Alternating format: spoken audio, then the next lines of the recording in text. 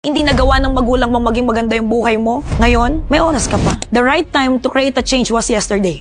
The best time is today. Napakadali kasing sisihin yung mga magulang natin sa mga nangyayari sa buhay natin ngayon. Yung nangyari ng mga nakaraan, yung mga nangyari ng bata ka pa, mababago mo pa ba yun? Hindi mo na yung mababago. Walang libro para sa mga magulang. There's no such thing as a 1 to 10 guide kung paano maging mabuting magulang. It's just that, most parents, kaya sila nagkakamali kasi hindi nila tinatanggap yung advice ng iba kapag mali na sila. Kung meron kang pagkakataon na baguhin yung buhay mo tonight, gawin mo. Stop blaming your parents. Your parents did what they thought best for you at the moment. Especially kung maayos naman yung ginawa sa'yo ng magulang mo. Nag-work hard sila, nagtrabaho sila na maigi. Stop blaming them.